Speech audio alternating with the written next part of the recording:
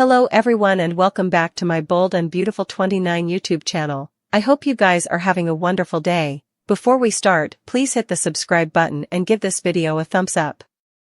Hope Logan and Carter Walton get fractured. Will Spencer attendance Liam Spencer? Zend Forrester Dominguez rescues Carter as Ridge Forrester continues making non-decisions. Carter continues pitching all the requests he wants to reach with the luxury marquee idea. Carter says the list goes on, and Steffi Forrester Finnegan pipes up that so do the charges.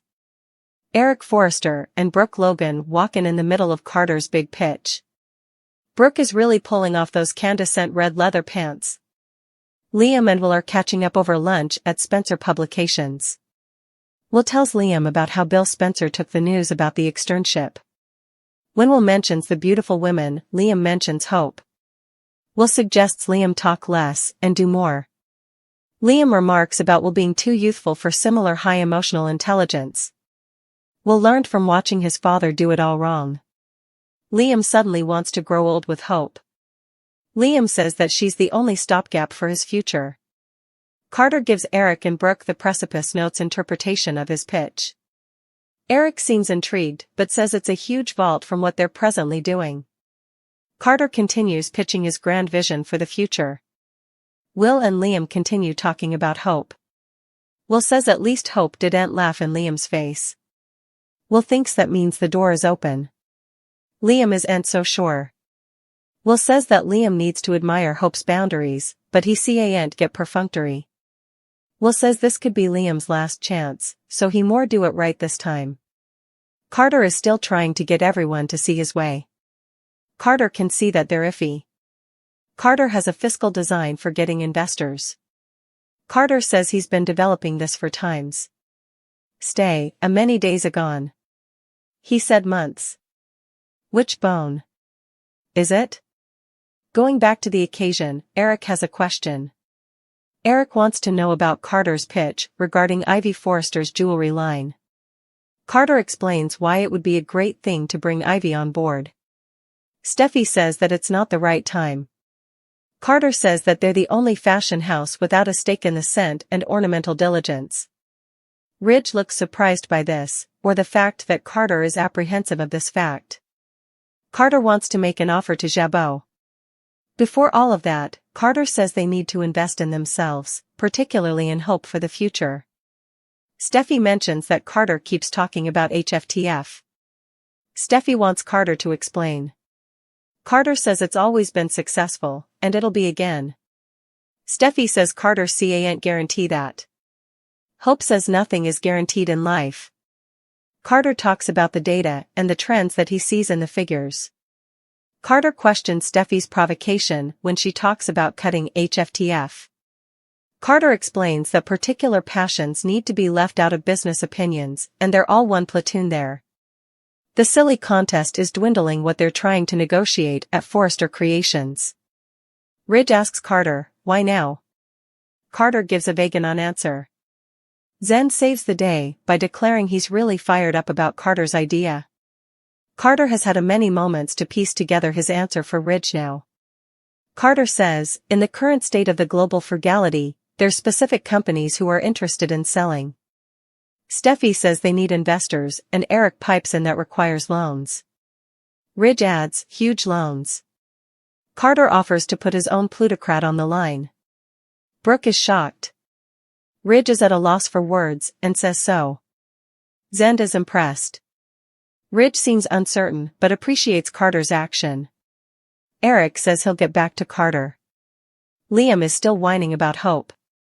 Liam talks about their mornings getting the kiddies ready at the cabin. Will is pulling for Liam, but hopes another Joe doesn't beat him to it. Zend thinks Carter brought up great points. Zend is agitated. Steffi calmly says that some of Carter's ideas were intriguing.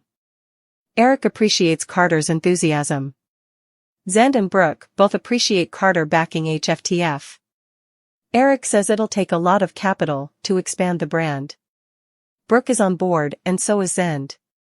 Steffi says that Carter is wrong about one thing HFTF. Carter and Hope close the door and talk about the pitch. Carter reminds Hope that they didn't say important. Still, Carter and Hope are both really agitated about this. Ridge admits to Brooke that he's concerned about Forrester Creations losing its identity. Ridge says that Carter has a lot of guts pitching this big idea. Ridge doesn't know what to suppose yet. It's a big decision. Ridge needs time to reuse everything. Brooke is upset about Hope. Brooke wishes Hope had someone to lean on. Carter gives Hope credit for all of this passing. Hope is confused. Carter explains that Hope was the first person he told about the idea. Hope's support made him believe he could really do it. Hope believes in Carter and unzips his shirt. As the two undress, Hope passionately kisses Carter. Carter puts Hope on the office, but she begs him to lock the door. Not quick enough, as Brooke is affrighted to find Hope and Carter in a compromising position. Brooke says, "Oh, my God." Hope Carter Walton made a strong pitch for how they could help Forrester Creations reach its full eventuality. That meant playing the long game and getting a leader in the global luxury request. Carter talked about expanding to cosmetics, spices, leather goods, and further. It was all basically fashion according to Carter, who felt like they could make Forrester indeed further of a menage name. Steffi Forrester, Ridge Forrester, and Eric Forrester remained conservative, since what Carter was proposing would mean a lot of combinations and accessions, which also meant pitfalls and debts.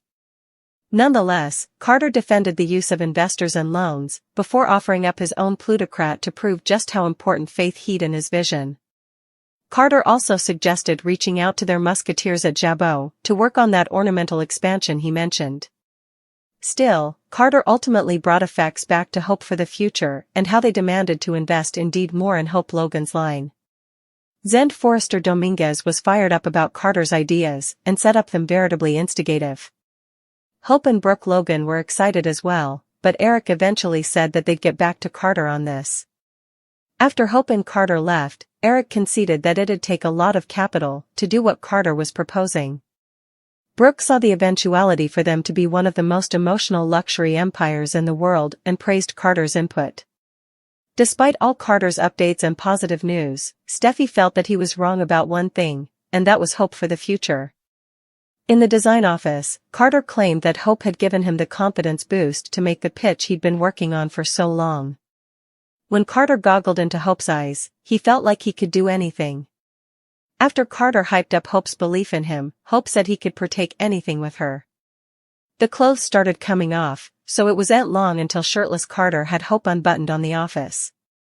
Hope prompted Carter to lock the door, but it was too late, since a affrighted Brooke walked in on the passionate moment.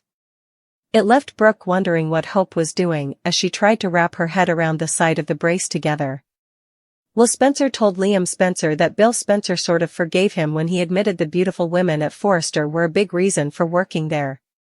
Liam couldn't get Hope out of his head, but Will suggested his family should suppose less and do more.